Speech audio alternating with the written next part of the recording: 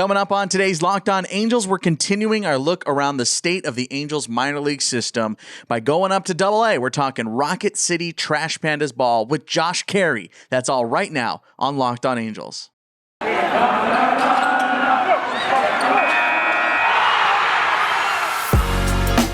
You are Locked On Angels, your daily Los Angeles Angels podcast. Part of the Locked On Podcast Network, your team every day. Hey, what's up, everybody? Welcome to Locked On Angels, part of the Locked On Podcast Network, your team every day. And thanks for making Locked On Angels your first listen of the day every single day, especially here in the offseason. You guys are awesome. I'm Steve Granado, your host. You can follow me on Twitter at Steve Granado, Granado. And of course, our Locked On account is at Locked On Angels. This episode is brought to you by Spotify Green Room. Download the Spotify Green Room app and find one of our Locked On rooms. Of course, as I mentioned here just a second ago, we are talking minor league ball. If you've missed it, we have had a full slate of conversations with every broadcaster at the minor league level in the Angels system. We talked with Steve Wendt. We talked with Chris King. We're talking to Josh Caray today, and tomorrow we'll talk with Steve Klauke. Again, we have all of them here. It will be linked in the episode description here on YouTube. Of course, if you are on our audio side, you could just scroll back a couple episodes. Every single minor league broadcaster in the Angel system is getting talked to this week. So we are checking in on all the prospects. Everything that you need to know is all right here. So we're going to talk AA ball this year. And this is where our conversation started shifting a little bit more into the favor of, okay, who's going to be up in the majors here quickly, right? We're talking AA ball, second to highest level of minor league baseball. So these are some of the guys that are names that are going to be coming at you. So we had plenty of that good conversation to talk about with Josh Caray today. He's with the Trash Pandas, been the broadcaster this past season. The first year of Trash Pandas ball was in 2021. So very excited to hear about how that all went. And if you've been to a minor league ball game out there to Rocket City, if anywhere else, please let me know in the comments down below here on YouTube. And of course, you can send me a tweet at Locked On Angels. Before we get to this conversation, don't forget about my merch, 2-7 merch available now. I got it right here. We got the 2-7 logo right here. The Just the Halo logo, of course. The MLB Shohei Ohtani logo is available as well. We got all that good stuff available for purchase over on Redbubble. Like everything else, it is linked below. Okay, let's go ahead and get to our chat right now. We are talking AA Trash Pandas baseball. Let's find out what's going on in AA ball with Josh Caray.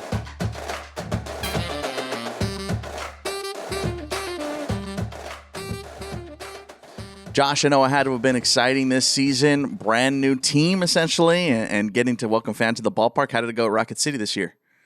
Well, it was great. Obviously, we were slated to go in 2020. That was supposed to be the inaugural year, and then everything happened. And so having to put that on hold for an extra year was not, of course, what we wanted.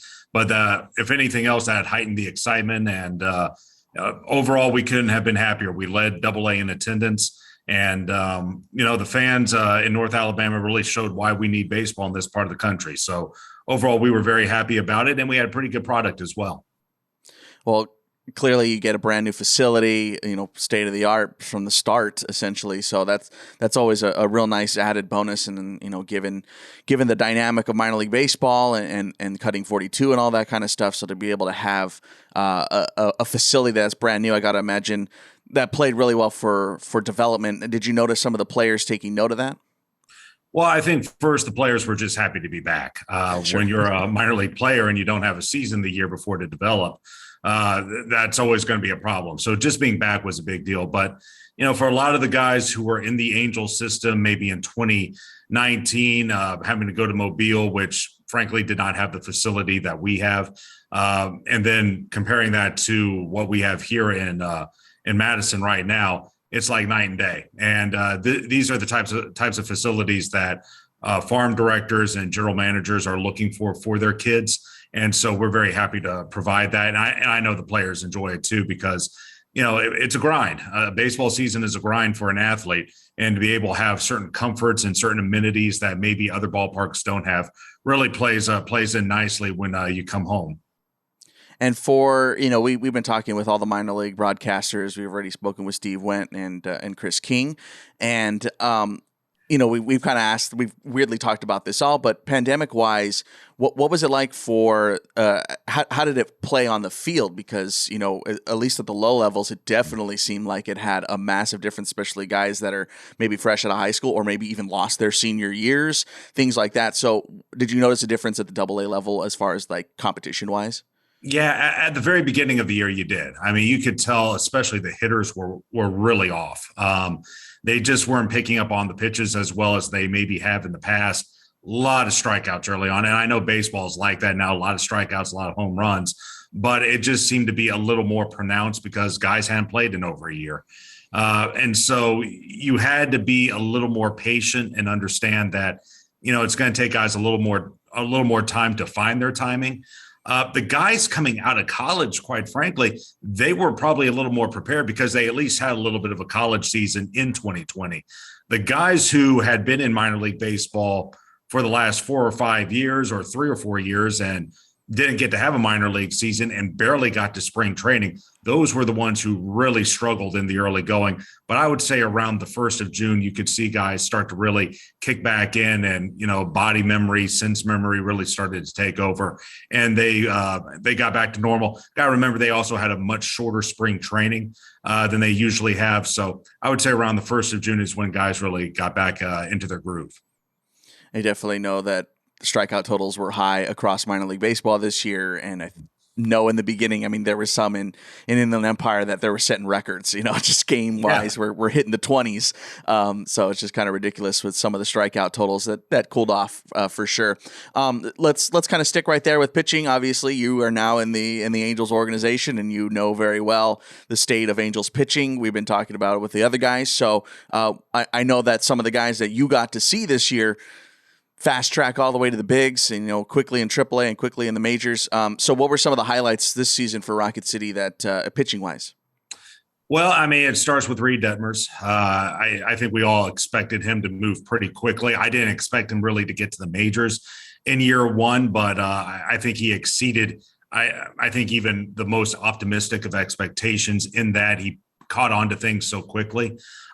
He handled himself, and it wasn't just what he did on the field, it's the way he handled himself off the field as well. Very mature for his age. And I think that's one of the reasons why he was pushed along so quickly. Not afraid to go after guys, willing to pitch up in the zone. Yeah, he got hit hard a couple of times, but what was so impressive is when he did get hit hard, he would come right back 4 or 5 days later and go right at him again. The strikeout totals were up there, and he was easily the most dominant pitcher that Rocket City had. But, you would see him, and then out of the starting rotation, you saw some other guys kind of run in there that maybe you didn't anticipate performing the way they did. Guys like Cooper Criswell and Kyle Tyler immediately come to mind. Out of the bullpen, there were several guys who were pretty solid for most of the season.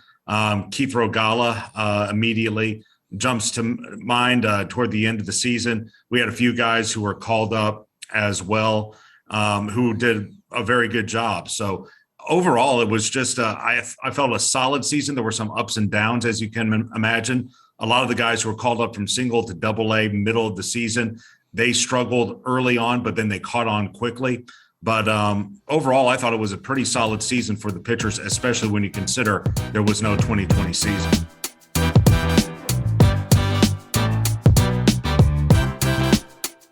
More with Josh Caray in just a second. Wanted to remind you that this episode is brought to you by Green Room, which is the first social audio platform made for sports fans. It's a really cool app. You should check it out. It's free to download. And once you're in, you can talk with fans, athletes, and insiders in real time about your favorite teams and sports. Green Room is the perfect place to start or join a conversation about baseball or anything else, which is really cool that this thing exists because it's kind of like an old-timey talk radio style. That's what it feels like when you're using it. And of course, you can be a part of the show, which is such a cool twist on it. You'll find fans just like you on Green Room for watch parties, debates, post-game breakdowns, and of course, reacting to big news and rumors. You can even find Locked On hosts across the NBA, MLB, and NHL. Go download the free Green Room app now, currently unavailable on iOS devices, be sure to create a profile, link your Twitter, and join the MLB group for the latest league updates, especially as we head into big CBA negotiations. This is going to be a big thing that you guys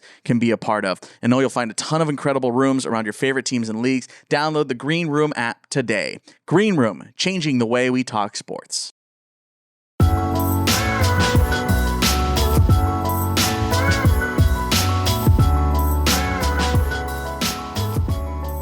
We spoke with Davis Daniel a couple of weeks ago here on the show, and, he seems to be a guy that's, an SEC kid, so, that's some serious competition. What did you see out of Davis Daniel this year? Yeah, Davis was one of those guys who came up middle of the season, and I remember his first outing was at Tennessee, and it wasn't great, but he caught on quickly. And I think what's impressive is he doesn't have an overpowering fastball, and he knows it, but he knows how to mix his pitches very well. Strong slider, pretty good changeup, decent curveball as well. And so he's got a nice array of pitches, good command of the strike zone. And it's refreshing to see, because you're so used to guys throwing 98, 99 now. It's nice to see a guy who doesn't have that overpowering fastball have a good repertoire of pitches that can complement what he already has. So I was really impressed by what he wound up doing. He wound up becoming one of our better starting pitchers for the 6 or 8 weeks that he was with us. But he's a good one, and I think Angel fans should expect to see him sometime next season. And for a guy, you mentioned they're not 97, 98 or, triple digits or anything like that, low 90s. Did you notice that, as you've mentioned, that's becoming the norm, right? Upper 90s is becoming the norm now. Did you notice that hitters were having a hard time catching up or waiting back, I guess, is probably the better way to put it? Yeah, I think it wasn't really one or the other. I think they just had a hard time picking him up because he's so deceptive. You look at a guy like Davis, and he's not an overpowering figure. And so he doesn't have overpowering stuff, but like I said, it's deceptive. And so even though it's not 98, 99, it's still 92, 93, maybe touching 94. And so you're expecting maybe something a little slower, maybe something high 80s, and then it gets on you quickly enough. So it's just finding the right sweet spot if you're an opposing hitter, being able to settle in there and really read this guy well. He did at times have trouble with command. That's not really a surprise. But when you are a guy who has to rely on something other than a fastball, struggling with command, especially at the AA level, is no surprise. But you could tell with hitters, you didn't know really how to measure him up because he's just so deceptive with his delivery and what comes out of his hand. Let's talk about AA a little bit. I have the benefit personally of being here on the West Coast, so I've, done a little minor league ball out here and have seen a lot of minor league ball out here, so I know how it plays, especially in the former California League, the former Northwest League. We get to see some of that baseball out here, so a lot of Angels fans don't necessarily get to hop out to the AA ranks all the way out where you are. So what is competition level at that point? Obviously this is when guys are starting to get a little more serious, and and we've seen guys get called up from AA before. So what is it competition out in your league this season? Yeah, I think it would depend on who you would ask. I've always seen AA as kind of where you start to really separate the prospects from everyone else. I've always seen high A and lower as kind of really the developmental leagues. And that's where you bring guys in and you really teach them how to be professional ball players. There's a little bit of micromanaging at those levels because the guys are so young, and you really got to hold their hand and, tell them, hey, this is what you do and this is when you do it. When you get to AA, you're dealing with guys who are in their early, mid-20s, some are even in their later 20s. And these are grown men, and they know what they have to do. You don't have to hold their hand anymore. And because they're older and more experienced, they know what they're doing. You're facing a higher end competition. And so if you can achieve this level, you are seriously at that point a bona fide prospect. AAA, I've always seen as more of a holding pen. Though everyone at AAA can play at the major league level. Those guys are just being kept in reserve in case there's an injury or something happens. AA, I would say about 90% of the guys can play Major League Baseball. It's just they need a little more fine tuning, a little more seasoning before that you can send them out there. But that's really the level where you're going to separate the men from the boys. And It's high-end competition. I don't think it was as good this year as maybe we will see in the future. But again, I think the pandemic played a lot to that. But yeah, people think AA ball and they might roll their eyes, especially if they're used to the majors. You get to AA, you're a pretty darn good ball player. And so this is where you start to see what guys are really made of. You mentioned AAA being a holding pattern there, and maybe not necessarily this season, because it seemed like the gate was open there for the Angels, especially at the end of the year. Guys were just moving and flying off the shelves, right? Like they were on sale. Had you seen any? I know you've been in minor league baseball for a while. Have you seen an organization move guys as fast as the Angels did, especially at the end of the year? No, I didn't. And I was surprised. I get it, but I was still surprised. Usually if you have a roster, and I know we had 28-man rosters this year, but if you have a roster of typically 25, you're going to see maybe 4 or 5 of those guys reach the majors. And out of those 4 or 5, maybe 2 or 3 will have careers, like considerable careers there. But I get it, because when the draft came along and all they drafted was pitchers, it's time to start moving these pitchers along. And all the guys who got moved up were pitchers. And if you're out of the pennant race, which the Angels were, you kind of want to see what you have. I mean, what do you have in your arsenal? What do you have in your farm system? So let's go ahead, move these guys on up, see what they're made of, see if these guys have what it takes to be major league pitchers in games that really don't mean a whole lot to us in the short term, but could spell something for us down the road. Like, is Cooper Criswell really going to be a major league pitcher? Is Jonathan Diaz going to be a major league pitcher long term? We don't know these things until we get these guys into an Angels uniform and put them out there against the Rangers and the A's and the Astros, et cetera, et cetera. So I get it, but I was surprised to see it. But, it certainly was unique to see. We were talking about this with Chris King yesterday, and one thing that is kind of lost, major league fans around baseball is like, oh, cool, new prospects coming, awesome.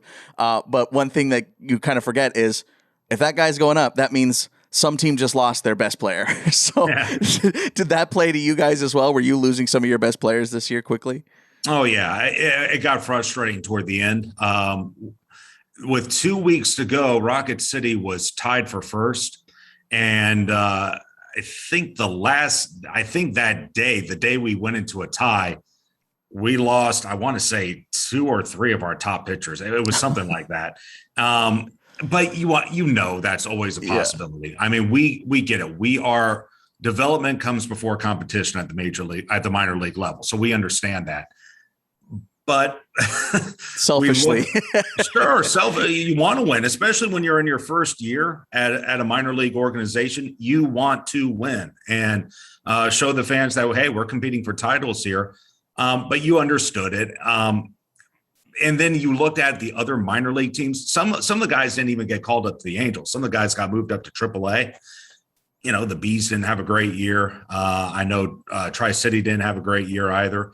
And so we're the one minor league team that's going after a title. I would have liked to have seen a couple of guys get kept here at AA so they could pitch in a competitive championship environment.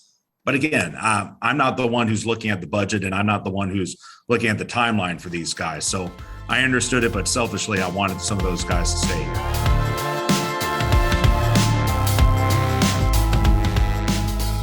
Coming up next, we are wrapping up our conversation with Josh Caray. But before that, I wanted to talk about holidays. They're coming up. Oh my gosh, they're already coming up. And I love Thanksgiving. Tons of good food, treats, the pumpkin pie, all that stuff. But maybe you're like me and you're trying to shy away from it and you want a yummy dessert, but it isn't full of calories. And you know me, I'm cutting my sugar. I'm trying to cut back on that sugar. It's the perfect time for Built Bars. Built Bar is the new holiday dessert. Feast on something delicious and feel good about it. Because think about it this way. One slice of pie, and I hate to break this to you, has 300 calories. It's like 300 calories for a single slice of pie. And you're not even putting whipped cream on it just yet. And it can go up from there, right? Most Built Bars are only 130 calories and 4 grams of sugar. And they got plenty of protein, which is good for you. Replace the coconut cream pie with coconut Built Bar or a raspberry Built Bar instead of the raspberry pie. There's tons of great flavors. You will find one that you like. They are low calorie, low carb, low fat, and high protein. And of course, they are covered in 100% real chocolate. You need that chocolate fix as we move into the holiday season. Built is a great option for when you're hungry. If Thanksgiving isn't coming soon enough, go fill a Built bar or two. Share some at your family gatherings. It'll make things a lot less awkward. If they haven't tried Built Bar yet, this is where you get your family in on the fun. New surprises all month. There's limited time flavors arriving at Built.com regularly, so you got to go check them out right now and throughout the holidays. There's nothing like a Built Bar Black Friday, so mark your calendar. Black Friday is going to be here soon, so be ready because they're going to have some deals as well. I already have a deal for you right now. Go to Built.com, use the promo code LOCKED15, and you get 15% off your order. That's promo code LOCKED15 for 15% off at Built.com. It's not just Built Bar. We are also brought to you by BetOnline. If you're looking to make some bets, especially on the Rams this year, we are back and better than ever. A new web interface and all the good stuff over on BetOnline for the start of basketball season with more props, odds, and lines than ever before. BetOnline remains your number one spot for basketball and football this season. Again, ride with the Rams this year. Head to the new updated desktop or mobile website and sign up today to receive a 50% welcome bonus on your first deposit. That's promo code LOCKED ON, and you get that 50% welcome bonus from basketball, football, postseason baseball, NHL boxing, and UFC, even Vegas casino games. Don't wait to take advantage of all the amazing offers in 2021. BetOnline is the fastest and easiest way to bet on all your favorite sports. BetOnline, where the game starts.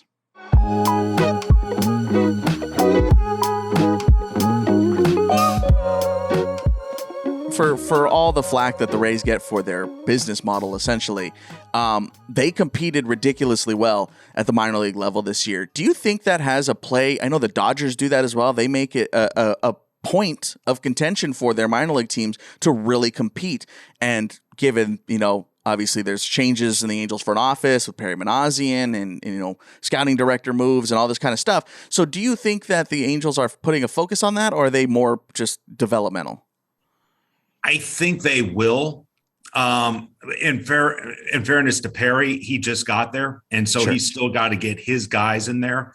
So it's a little something about me. Before I got to Rocket City, I was up in Hudson Valley, New York, for what was then the New York Penn League, Hudson Valley Renegades, which were a Rays affiliate at the time. So I was there for 4 seasons, and I got to see how the Rays did things up close and personal. There is something to be said that if you're going to prepare for winning at the major league level, you got to win at the minor league level.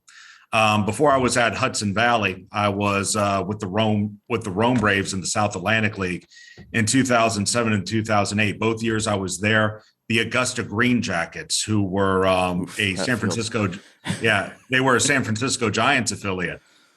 They won the title both seasons.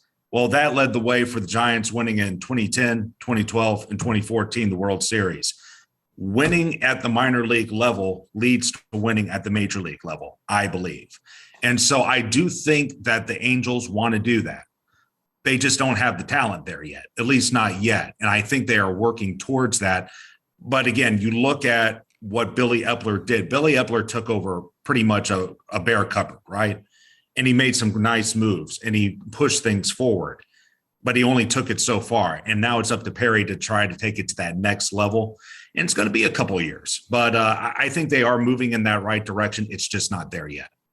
Remember we went to Augusta when I was in the South Atlantic League with the now whatever their name is, the West Virginia Power. And I remember we got rained out 3 straight days. we drove all the way out there. They got rained out 3 straight days. Never changed my game notes.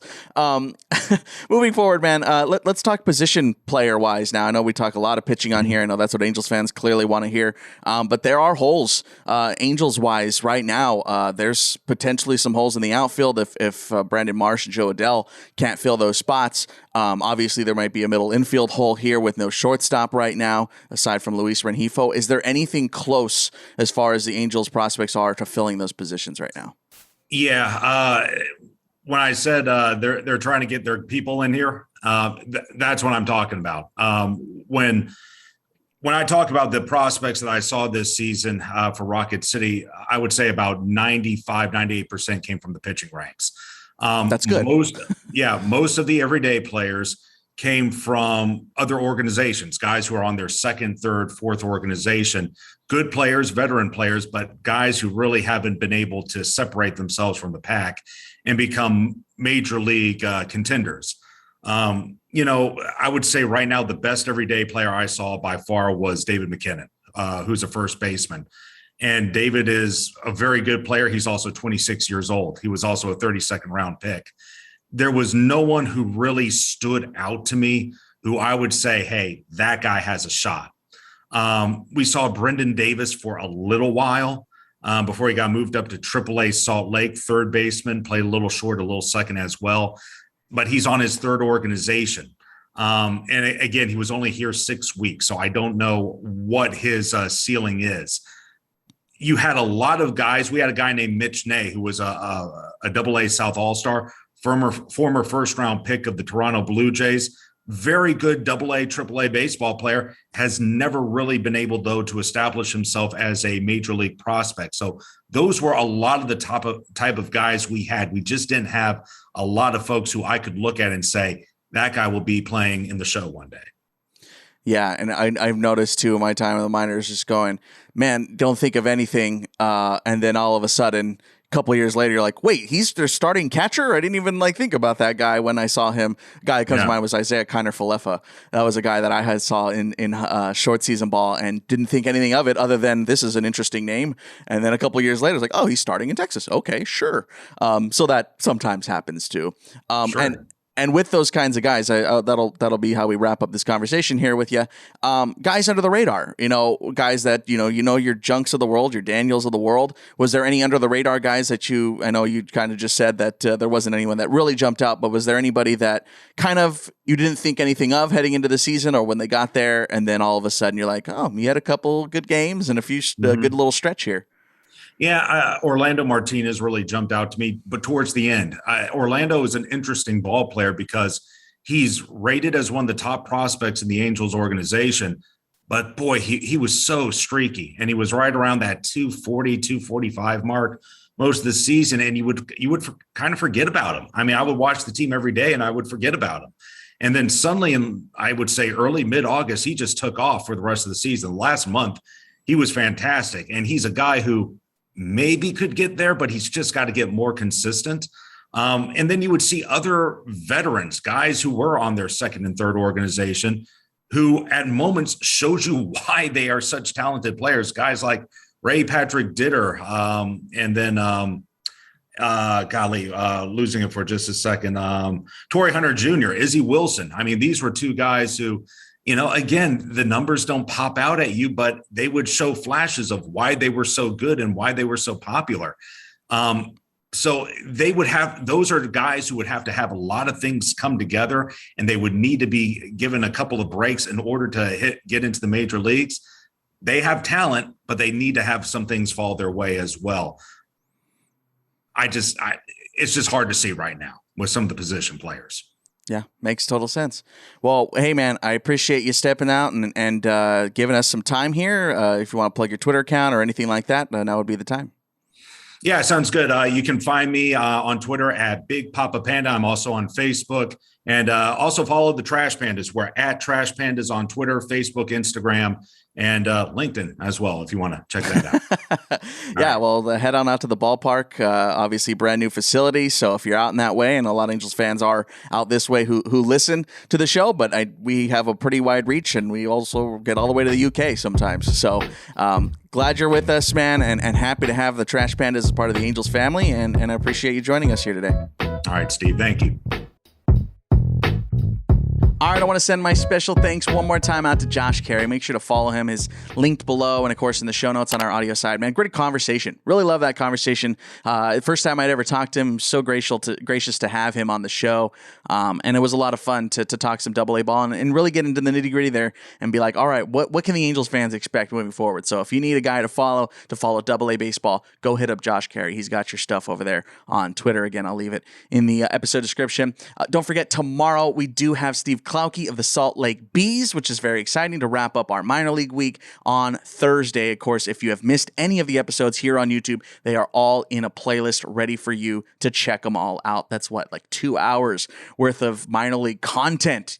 What more could you want right here on Locked On Angels? You can follow me on Twitter as well at Steve Granado, Granado, and of course at Locked On Angels. Send a comment down below and tell us how much you like in minor league week and what you want out of the show. Of course, we're always taking fan feedback, and especially through our voicemail line, 714-409-6396. That's 714-409-6396. It's linked, or it's just put in the description. Save it in your phone. If you're listening to this on your phone, if you're watching this on your phone, just copy and paste it, man. Copy and paste it, save it as Locked On Angels, and anytime you think of anything, you can give me a call. That voicemail line is open 24/7, 365. Don't forget to check out my merch. The Shohei Ohtani MLB logo is available now for you Shohei fans. Check it out. Got plenty of good stuff over there. Again, we got the 2-7 logo. Put it on a shirt, put it on a jacket, put it on whatever you want. It's all there, ready for you on Redbubble. Go check it out. It's also linked. I got other podcasts. If you're interested in that, you can hit up my other podcasts. There's my dog in the background. If you just saw him on YouTube. Our Game is it's an 8-part docuseries you can check out, all about the history of baseball on the Latin side in American baseball. We asked the question, who is the Latino Jackie Robinson, and found out that the answer is way more complicated. You can also check out my movie podcast that has nothing to do with baseball, but is a whole bunch of fun, called Movies I Should Have Watched. We also sometimes have baseball broadcasters on there. Sometimes we get a little bit of baseball talk, weirdly enough, but it's Movies I Should Have Watched. My best friend Alex and I are reviewing a bunch of old movies that we missed over the years. But stick it right here, Locked On Angels, man. I know you guys love this show. You guys are awesome. Everyone's been so welcoming, and this show is becoming one of the bigger ones on the Locked On Podcast Network, and it's super awesome to see. There is more on Locked On Podcasts, of course. For your second listen after this one, check out Locked On MLB with Paul Francis Sullivan, who's bringing you his unique perspective on the Major Leagues past and present, especially as we head here into the offseason. Check it out. It's free and available on all platforms. That's Locked On MLB.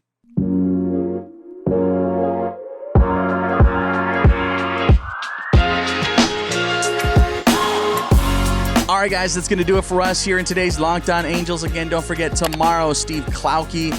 All of them are linked. You guys, you can find them all. They're always available. Don't forget to check out our YouTube channel. And for all of you folks on YouTube, thanks for checking us out. And hit that subscribe button, hit that like button, and let me know how you're feeling about the state of the Angels farm system. I want to hear what you have to say. All right, we wrap up minor league week tomorrow. And, of course, we have more shows all coming every day, 5 days a week, all throughout this offseason here for a while. As a matter of fact, we got 5 episodes a week. All right, we'll talk to you tomorrow with Steve Klauke and the Bees. Later.